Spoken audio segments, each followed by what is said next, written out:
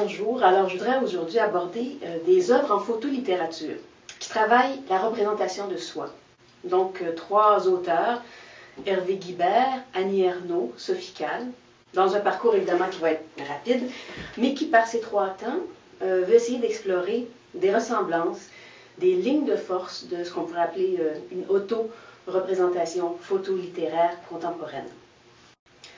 Avant d'aborder ces œuvres-là pour montrer comment elles forment corpus, quelques mots sur la photo elle-même, pour voir comment cette pratique vient ici s'adjoindre à la littérature, mais lester de ses propres enjeux, donc des enjeux qu'il convient d'abord d'explorer.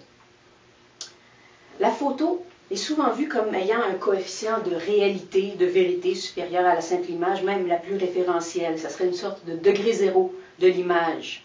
Selon l'expression du groupe MU dans le traité du signe visuel, la photo semble se présenter d'abord comme un signe iconique, c'est-à-dire qui renverrait à des objets du monde plutôt que comme un signe plastique.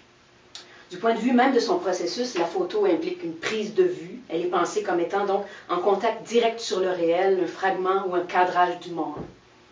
Au 19e siècle, Henry Fox Talbot y voyait un processus naturel tracé par le crayon de la nature, c'était le soleil, ce crayon. Presque 2 siècles plus tard, on ne s'est pas beaucoup éloigné de cette naïveté. Et c'est pourquoi Daniel Méot peut dire que la réception de la photo, et je cite, est fondée sur le postulat de la vérité du spectacle représenté. Conclusion donc, dans nos usages, dans notre imaginaire, la photo sert de manière privilégiée à documenter, à témoigner, à sceller un rapport au réel perçu comme authentique. C'est un phénomène d'autant plus frappant dans le contexte contemporain avec l'explosion de la présence quotidienne de la photographie. Et corollairement, vous le savez, sa banalisation radicale. La photo numérique permet la prise quasi illimitée de clichés qui circulent en masse sur les diverses plateformes numériques. Et cette explosion, donc, elle change peut-être certains aspects, bien sûr, de notre rapport à la photo, mais elle atteste aussi de persistance. Parce que dans ses usages, dans ses pratiques spontanées, subjectives, sauvages, la photo est toujours là pour témoigner d'un événement, prouver d'un fait, sceller un moment, indiquer une localisation, donc j'étais là, représenter une identité, c'est bien sûr le tout-puissant selfie.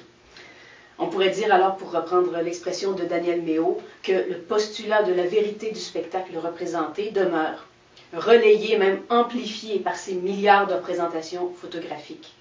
Et j'ajoute à ça le fait que la photo est désormais associée aussi aux usages de l'archive, du classement documentaire, du traitement des données, ce qui accentue sa dimension authentifiante et factuelle.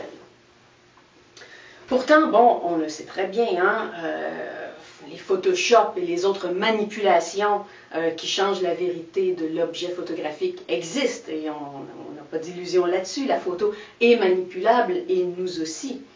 Et plus encore, tout le XXe siècle l'a montré, la photo peut évidemment être une pratique esthétique de plein droit qui, à ce titre, ne se réduit pas à sa fonction référentielle.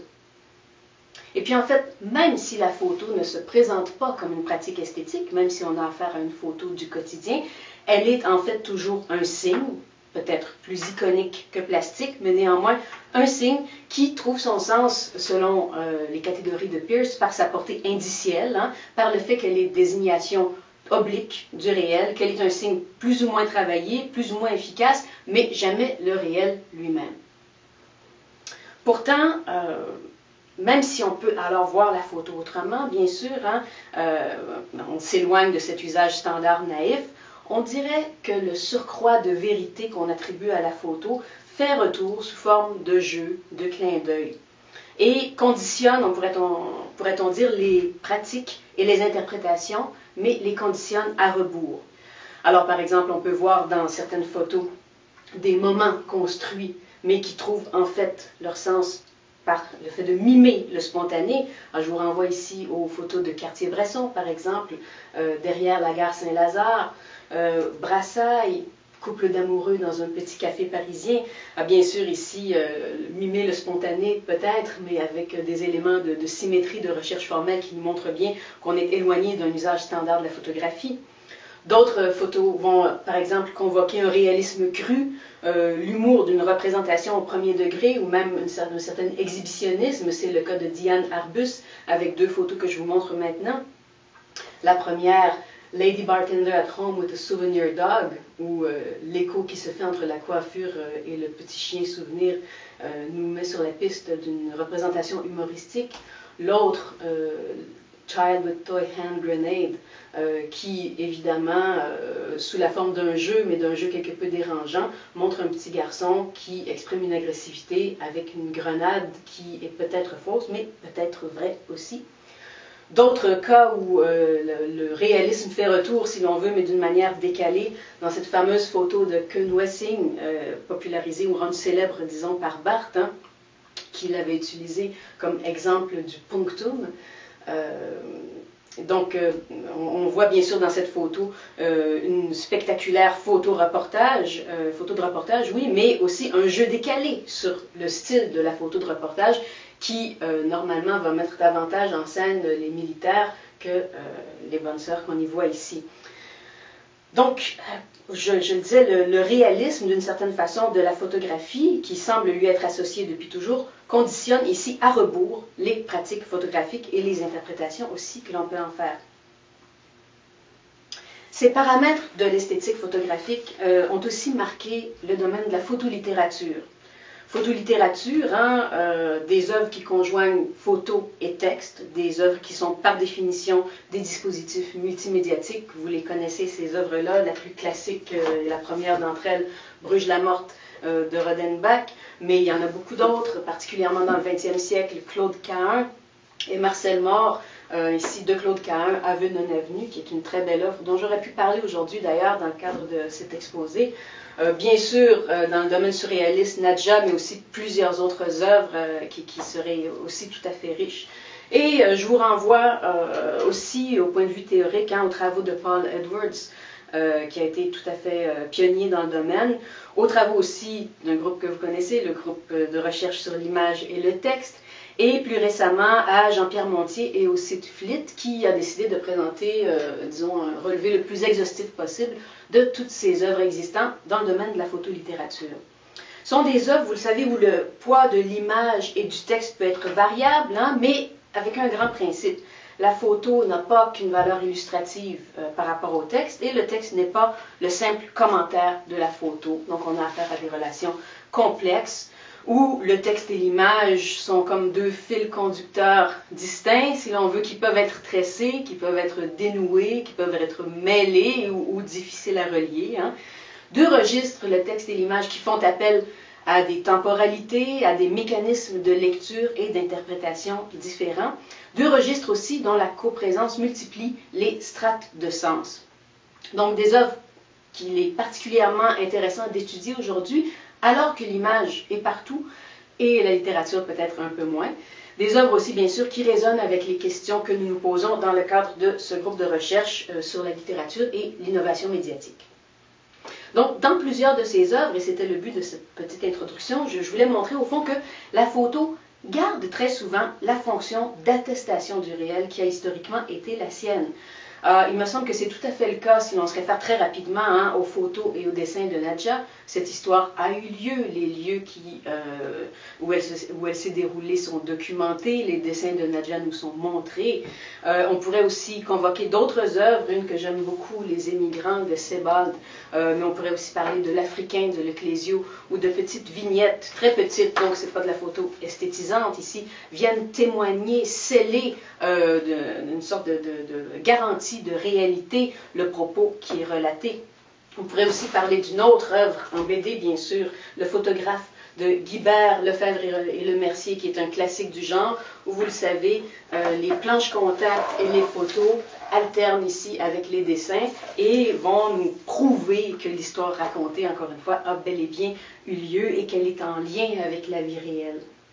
Donc, on pourrait se dire, tout se passe alors comme si même dans un cadre qui est celui d'une entreprise esthétique, la photo continue d'être envisagée dans son rapport au référent, liée à un monde dont elle serait le témoin. Indice peut-être, mais indice tout de même fiable et attestatif. À cause de ce poids de réalisme dont est lestée la photo, il n'est pas surprenant de la retrouver dans l'autofiction, qui est un genre, vous le savez, qui a fleuri dans les dernières décennies et qui a fleuri aussi particulièrement dans le domaine photolittéraire. Alors, les trois œuvres dont je parle aujourd'hui sont intéressantes dans le contexte que je viens d'évoquer. On pourrait dire, pour placer les choses, qu'elles emploient bien la photo en raison de sa fonction d'attestation, qui vient donner à la représentation son cachet de réalité. Mais elles décalent cet usage en introduisant du jeu dans la représentation textuelle et photographique. Et je vais émettre l'hypothèse qu'elles inscrivent un changement de paradigme dans la représentation de soi, ouvrant une nouvelle ère du soupçon, pour reprendre l'expression fameuse de Sarraute. La première œuvre dont je vais parler, c'est Suzanne et Louise d'Hervé Guibert, publiée en 1980. On peut se demander s'il s'agit d'une autofiction, en fait, puisque les personnages principaux qui donnent son titre à l'œuvre sont les grands-tantes du narrateur-opérateur, comme en témoigne d'ailleurs la dédicace que vous avez ici à l'écran. On devrait peut-être parler alors de biofiction, le livre étant l'histoire de Suzanne et Louise, mais c'est à nuancer, on va le voir, c'est ce que je vais essayer de démontrer. L'œuvre, obliquement et de façon détournée, est au service d'une représentation de soi. La nature de cette œuvre-là, il faut prendre le temps de la décrire, je pense, c'est une construction par fragments de longueurs diverses qui repose sur des séances photos mises en scène, où les grands-tantes jouent le scénario proposé par le neveu. Et donc les photos témoignent de ce moment, de cette petite séance, alors que le texte en relate l'accomplissement. Mais le texte rompt aussi avec l'ici et maintenant du récit par des digressions, des anecdotes du passé ou des scènes imaginaires. Il y a aussi une certaine asymétrie qu'il faut noter, où parfois le texte prend plus de place et où parfois des séquences d'images autonomes surviennent. Les thèmes, alors, vous voyez ici à l'écran des passages qui nous mettent sur la piste de ces thèmes-là. La vie de deux vieilles dames, dans une atmosphère cloîtrée, quelque peu étouffante d'ailleurs, une atmosphère marquée par l'incapacité et la maladie de Suzanne. On nous parle aussi du passé religieux de Louise. Elle a été elle-même cloîtrée et elle a quitté les ordres. On nous parle aussi du passé plus bourgeois mais malheureux de Suzanne. Il est question du chien, des chiens en fait, j'y viendrai tantôt. Les vieilles dames ont toujours avec elles un chien qui s'appelle soit Whisky, soit Amok. Il est question aussi des cheveux de Louise qui sont l'objet d'une longue séquence uniquement photographique. Et de manière répétitive, il est question de la mort de Suzanne qui est évoquée, mise en scène et préfigurée d'une certaine façon par un certain nombre de séquences. Dans la mise en scène photographique, un élément marquant, me semble-t-il, le choix des objets et des thèmes est totalement à contre-courant d'une esthétique de l'album de famille, ce que l'objet semble évoquer d'abord et avant tout. Vous voyez ici le format qui est quand même relativement grand, qui ressemble à un format BD. Donc on croirait être devant un album de photos intimes, mais avec une esthétique, donc je le disais, totalement à contre-courant de ça, à contre-courant aussi du beau portrait et de la commémoration apaisante. Ici, les corps vieillissants, souffrants, marqués par la maladie, font l'objet de la représentation et deviennent l'indice du thème omniprésent du texte, qui est celui de la finitude et de la mort. Vous en avez, pour exemple, ici une photo, les jambes de Suzanne, des jambes d'infirme, des jambes qui ont souffert, donc que le fait de, Suzanne dit, de toute façon je peux les montrer, je n'ai plus de pudeur, d'une certaine façon la prochaine étape c'est celle d'être un cadavre, ce que préfigurent déjà ses pieds, ses jambes douloureux. Photo, pourrait-on dire alors, qui est imprégnée du ça a été barthésien, et on sait que Guibert et Barthes ont été liés précisément à cette époque-là.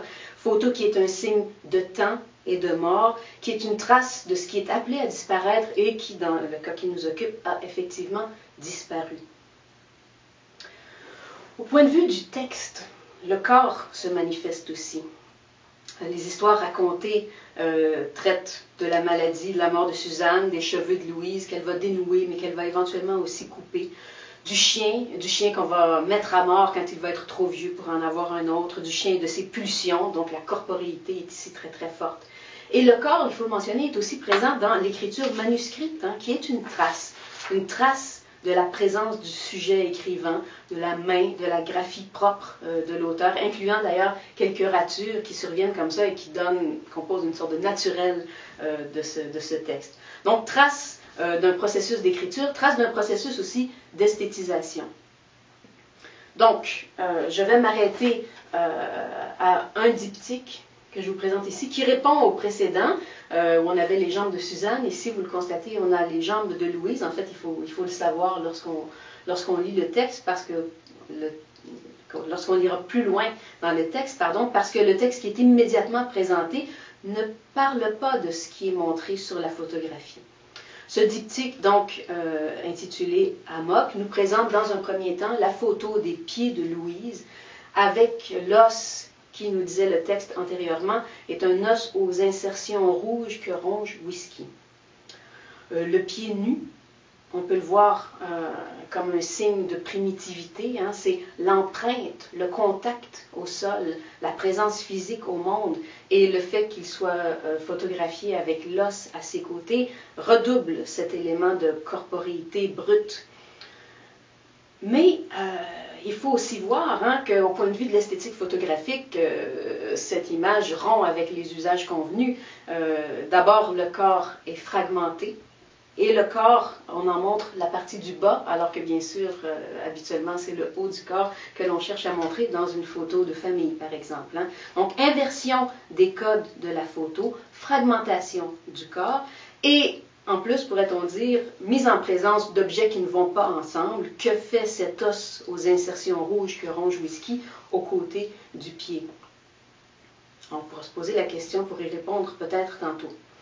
En regard de cette photo, une autre disjonction, le texte, qui ne va pas non plus avec cette image, texte où le narrateur raconte la mise à l'écart quasi rituelle du chien.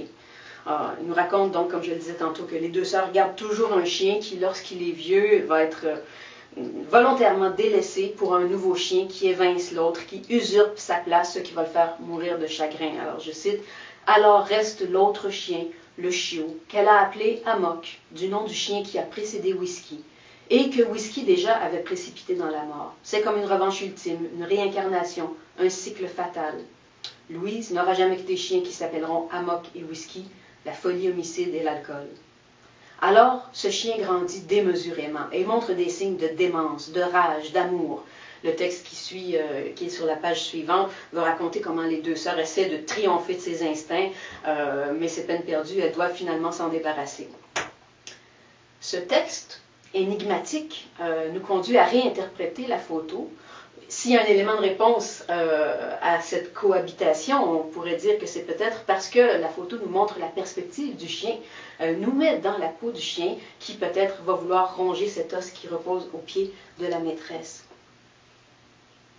Dans les deux cas, on le constate, la photo et l'écriture mettent le corps au premier plan, mais dans des représentations en décalage. Ce ne sont pas donc des témoignages référentiels ou documentaires, mais des signes d'autre chose, signes des pulsions, de la mort, de l'art aussi. Le corps montré et écrit devient un signe.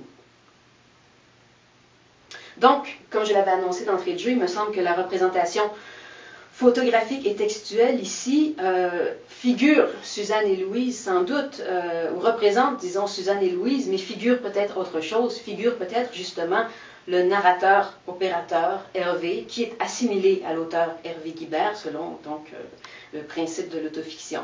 Ça n'est pas le personnage principal, mais il est présent. Il est présent tout au long de l'œuvre, même si on le voit en fait seulement une fois dans les photos. On le montre ici, à la fin, ils reviennent pour saluer, et on voit à ce moment-là Hervé avec ses grands-tantes. C'est le seul moment, mais cependant, on pourrait dire que tout au long de l'œuvre, Hervé est inscrit en creux dans cette représentation, puisqu'il est l'opérateur, l'œil qui regarde le spectacle, qui le met en scène, l'absent toujours présent. Et il est systématiquement dans le récit, non seulement comme témoin, comme protagoniste, mais comme metteur en scène et consignateur de ce récit de soi. Consignateur qui rédige le texte, qui porte alors la trace concrète de sa présence physique, puisque ce texte est manuscrit.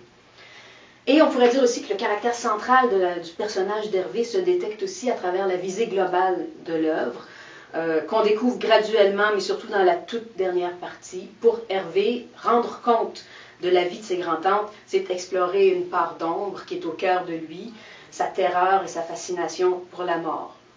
Et donc, à travers la biofiction, On pourrait dire qu'on retrouve une forme décalée d'autofiction, où le récit et la représentation d'autres vies, d'autres corps, permettent de mieux comprendre sa vie, son corps et sa mort. Or, ce jeu représentationnel où le dispositif photolittéraire est mis au service d'une problématisation de soi, on le retrouve traité très différemment, je l'admets, chez Annie Ernaux et Marc Marie.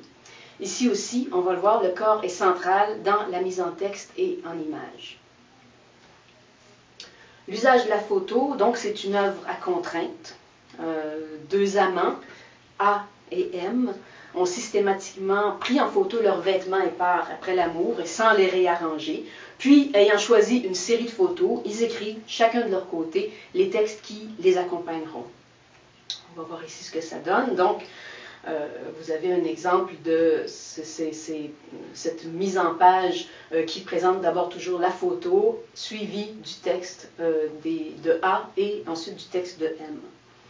Bon, bien sûr, ça repose sur un pacte autofictionnel. Les initiales des protagonistes désignent de façon assez transparente les prénoms des auteurs sur la couverture. Et les textes indiquent aussi que ce sont A et M qui ont pris les photos, selon une répartition qui n'est pas toujours claire, mais qui donne à voir une notoriété relativement partagée. Donc, le résultat, vous le voyez, chaque section de l'œuvre, je le disais, présente d'abord un titre descriptif, lieu et date, puis une photo en noir et blanc sur la page de gauche, avec, toujours dans le même ordre, les textes A en premier et M ensuite, chacun portant un titre. Alors, à la complexité qui est inhérente à tout dispositif texte-image s'ajoute un autre élément de complexité, la duplication des narrateurs, qui produit d'ailleurs une curieuse déformation du processus de communication. Parce que le lecteur, alors, n'est pas le seul destinataire des textes. A et M sont aussi inévitablement des destinataires implicites et réciproques de leurs textes. Les textes, donc, commentent la photo, y répondent, mais se répondent aussi l'un l'autre indirectement. Un autre élément important pour saisir la portée de l'œuvre, c'est que dans le récit qui court de chapitre en chapitre, un fait revient. A est atteinte d'un cancer, elle est en traitement et l'œuvre nous fait passer à travers les différentes étapes qui sont les siennes dans ce processus. Donc c'est une situation qui conditionne, qui rythme la vie des amants, qui conditionne leur intimité, qui permet une forme de réclusion, qui donc les environne d'un cocon d'intimité, mais qui suscite aussi toute une réflexion sur la mort et sur l'intensité à vivre qui est au cœur du récit. Je vais m'arrêter à une section tout particulièrement intitulée « Dans le couloir », c'est celle que je vous montrais tantôt, « Dans le couloir 6 mars 2003 », et avec la photo qui est sur la page de gauche, vous le voyez, et le texte d'A, à cette période de ma vie, qui est le récit de ses premiers traitements à l'Institut Curie. Donc un texte où coexiste le désir pour son amant qu'elle a rencontré depuis peu, et mort, ou en tout cas possibilité de la mort, à fréquenter cet endroit qu'elle a toujours vu en passant, l'Institut Curie, mais où elle ne pensait jamais entrer en tant que malade. La photo, d'abord, je vous la montre un petit peu plus grande, hein. Vous voyez qu'elle est en plongée oblique, avec une spatialité qui est en point de fuite vers le fond sombre du couloir, avec des contrastes accusés qui laissent penser qu'il y a un flash qui a été utilisé. Ce qu'elle montre, des vêtements au sol, épars, en désordre, ce qui peut nous donner à lire la fièvre du désir, une certaine violence dans la relation entre les amants. Et ces vêtements en désordre contrastent avec la structure du carrelage qui, elle, est très régulière. Les formes, donc, sont quelque peu opaques, demandent un déchiffrement, on se demande ce qui est comme ça placé devant nous. C'est une opacité qui est redoublée par un choix peut-être dicté par des contraintes financières, mais qui inévitablement fait partie de notre appréhension de l'œuvre. La photo est en noir et blanc, alors que celle qui est décrite dans le texte est en couleur. Et c'est le cas pour toutes les photos qui nous sont présentées. Le texte d'A s'ouvre sur une description, description donc de ce qu'on retrouverait dans la photo, mais fait référence alors à une palette chromatique qui est tout à fait précise et dont nous, en tant que lecteurs-spectateurs, sommes privés. On y parle, je vous montre ici l'extrait d'un pull rouge, d'un débardeur noir, d'une étiquette blanche, d'un jeans bleu, de la doublure rouge, d'une veste rouge, d'une chaussette bleue, ainsi de suite. Hein. Le lecteur alors est confronté à une situation inusitée, soit il laisse de côté la photo pour imaginer la scène telle qu'elle lui est décrite, soit il ne peut que constater l'incapacité de cette photo à signifier véritablement et entièrement à son plein potentiel. Hein. Et donc, dans tous les cas, l'image est en déficit, elle ne réussit pas à dénoter pleinement le réel. Cette idée d'un manque rattaché à l'image est redoublée, me semble-t-il, par le choix des objets photographiés, tout comme la couleur qui n'est pas visible. Les corps des amants ici sont présents seulement par le travail de l'imagination du lecteur. Et le plus important, la dimension érotique, reste implicite, figurée par le désordre, par la dispersion des vêtements sur le sol. Et donc le moment qui a vraiment compté ne sera jamais raconté. Donc ce manque, il me semble, il est aussi cependant la possibilité d'un enrichissement du sens d'une lecture autre des signes. Et comment ça se passe? Bien, dans le texte, justement, le récit du cancer nous amène loin d'une vision euphorique du corps. Hein. Au contraire, on est dans le côtoiement quotidien de la mort, dans une description d'ailleurs assez clinique des soins qui sont donnés à et même dans cette description des vêtements, qui semble être une description relativement neutre, en fait, on peut lire des termes qui inversent la valence positive des vêtements, leur charge érotique. Les signes de vitalité, de désir, d'érotisme deviennent des corps blessés, désarticulés. Je vous réfère par exemple à l'emploi des termes arraché, amputé, recroquevillé, renversé, qui nous montrent au fond un corps qui est ici loin de l'exultation du plaisir et davantage du côté de la mort, de la possibilité de sa disparition.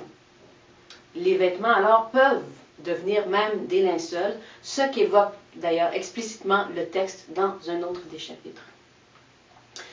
Grâce à ce dialogue entre la photo et le texte, mais aussi grâce au déficit représentationnel de la photo, le sens change. Montrer les vêtements, c'est montrer des corps oxymoriques en quelque sorte, traversés et par le désir et par la mort. Ce qui veut dire, montrer ces vêtements, ça représente le corps d'A ou d'Annie Ernaux.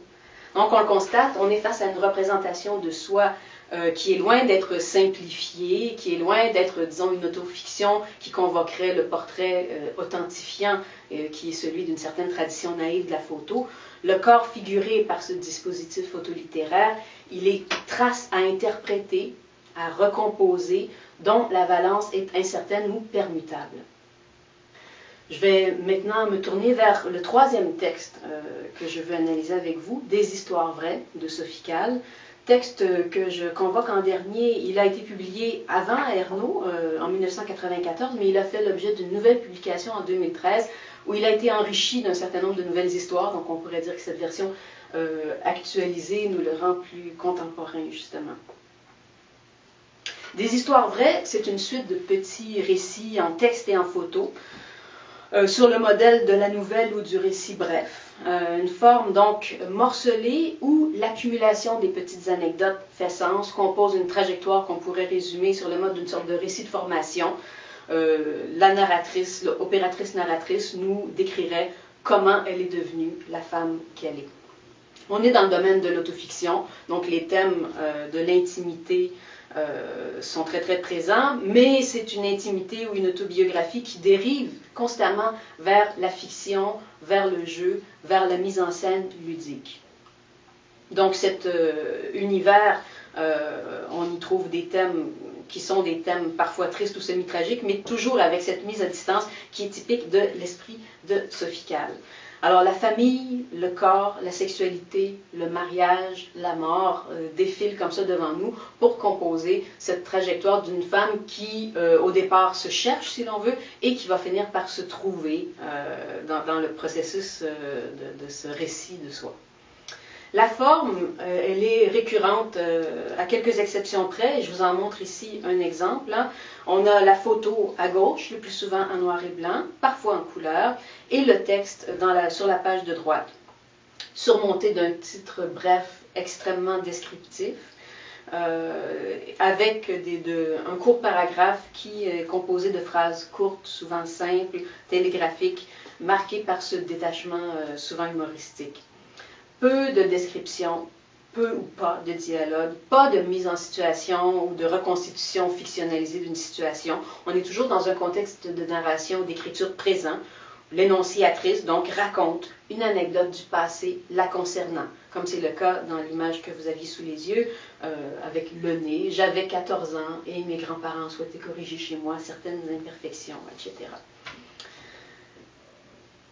Je vous donne quelques exemples ici qui vous donneront aussi une impression visuelle de cette présence du corps qui est très systématique dans l'ensemble du récit. Comme on peut le constater, le contexte de la photo est clairement le livre. Hein? Ce livre-là, la photo n'est pas arrachée à un contexte autre et déplacée seulement là pour l'occasion. Elle est prise délibérément pour entrer en relation avec l'anecdote qui est relatée. Et le format est calibré pour cadrer avec ce contexte. On pourrait dire que plusieurs des photos sont des objets isolés, non pas pris dans ce qu'on pourrait appeler le tissu du monde naturel, hein, mais des artefacts choisis et isolés, parfois même découpés par une forme de montage, qui semble alors appartenir à l'univers clos et subjectif de ce récit.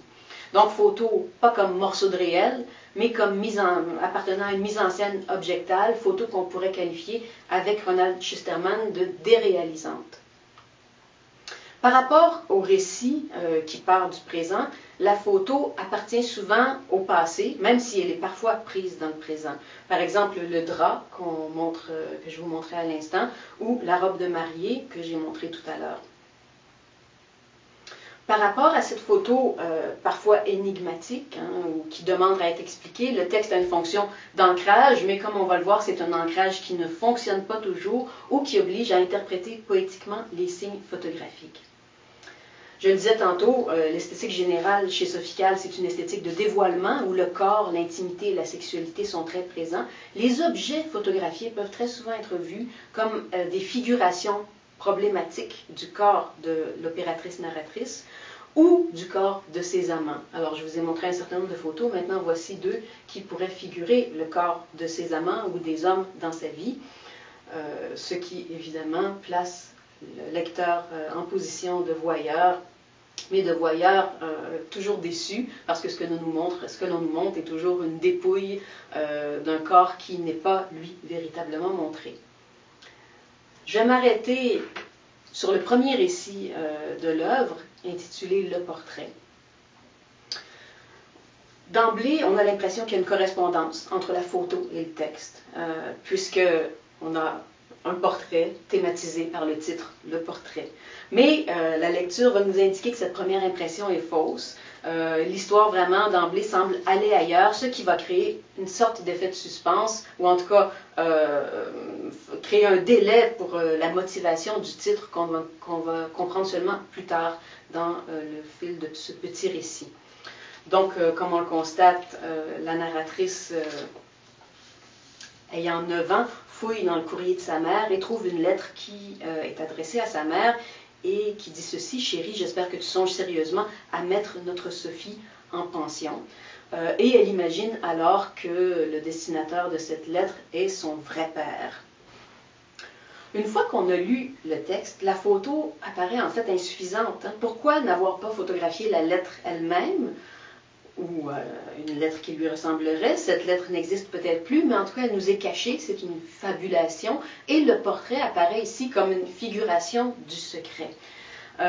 Donc la lettre serait cachée derrière ce portrait. La femme représentée nous dissimulerait cette vérité.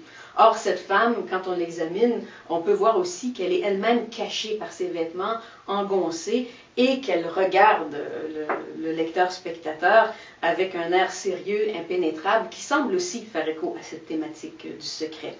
Mais on pourrait dire aussi que l'opératrice-narratrice nous fait subir à son tour la loi du secret qu'elle aurait subie. Elle nous cache la vérité. Cette lettre cachée derrière le portrait, nous ne la verrons jamais. Nous ne savons pas si elle est encore présente. Dans ce portrait, qui fonctionne donc comme une sorte de mise en abîme, pourrait-on dire, il y a aussi un élément qui ressort, un punctum, dirait Barthes, qui est tout à fait bizarre et étonnant. Vous l'avez peut-être remarqué, tout au bas de la page se trouve une prise de courant. On a l'impression alors peut-être qu'on est dans... C'est un signe iconique, signe du monde réel, qui semble laisser croire qu'on est véritablement dans la salle à manger des Cales. Mais c'est un signe, il faut bien le voir, qui est incongru, en décalage par rapport au registre noble qui serait posé par le portrait flamand. Et cette incongruité, il me semble qu'il faut la lire, parce qu'elle aurait pu très facilement être éliminée. Pour moi, j'y vois en tout cas le fait que la présence de cette prise de courant, prise femelle, comme on le dit couramment, configure un corps, une sorte d'image fantôme du corps féminin, et permet de réinterpréter le texte comme l'histoire de la formation de l'identité sexuelle par rapport à un père fantasmatique. Ce que raconte cette histoire et ce que dit ce portrait, c'est comment la jeune Sophie a constitué sa libido dans un désir par rapport à un père imaginaire, mais qui pouvait là, donc recevoir la projection de tous ses désirs. Donc, c'est une historiette qui déconstruit autant la fiabilité du texte que celle de l'image, parce qu'on ne sait pas ce qui est vrai et tout est toujours caché en quelque sorte et il n'y aura jamais de dévoilement ultime. Mais cette déconstruction se fait aussi en déjouant nos attentes. La photo ici, tout comme le texte, ne sont pas des révélateurs de vérité et d'authentification de soi, permettent bien davantage un jeu sur l'auto-représentation. Alors, pour conclure ce tour d'horizon trop rapide sans doute, j'espère qu'on pourra avoir l'occasion d'en parler ensemble davantage. Pourquoi aborder ces œuvres ensemble? Quelles questions est-ce que ça permet de soulever? Il me semble que, bien sûr, on a des univers ici très très distincts, mais des lignes de force, des choix esthétiques communs me semblent se faire jour. D'abord, les trois œuvres se relient à des formes biographiques, autobiographiques, autofictionnelles. Donc, leur visée est de proposer une représentation du sujet, de cerner une individualité, mais avec cet apport du récit photolittéraire. Donc, une espèce de vaste force d'attraction qui fait aller l'un vers l'autre le récit photolittéraire et l'autofiction.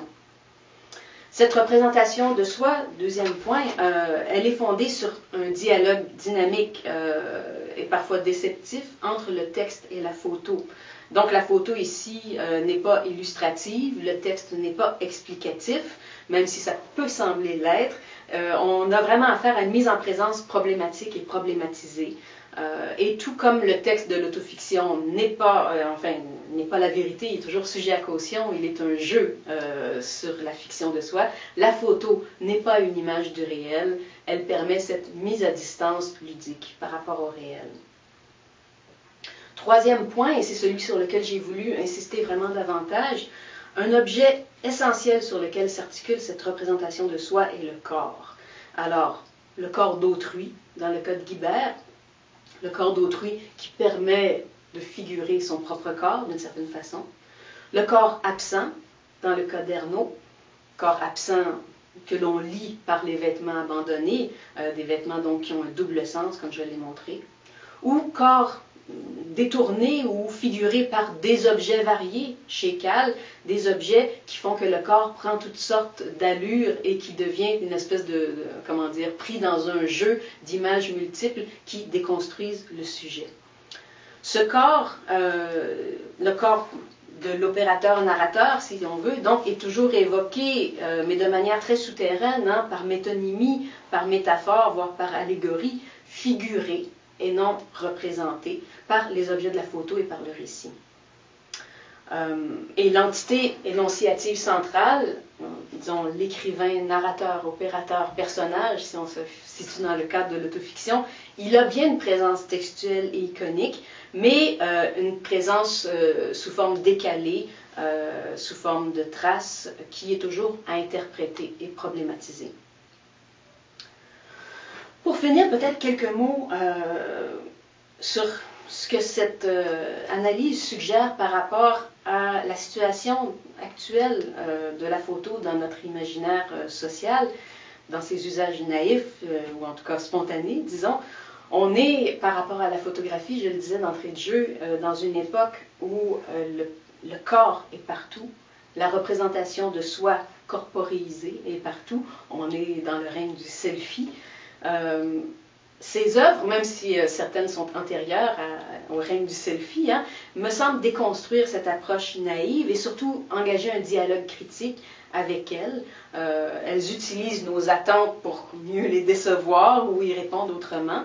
Et donc, il me semble que ce sont des œuvres qui mènent à repenser nos usages naïfs de la photo et comment dire, qui viennent cristalliser autrement dans un registre esthétique, mais où rien n'est évident, cette représentation de soi qui est devenue autrement banalisée et qui occupe certainement trop de place. Donc, raison de plus pour relire ou lire ces œuvres qui nous donnent un regard tout à fait différent sur ces réalités.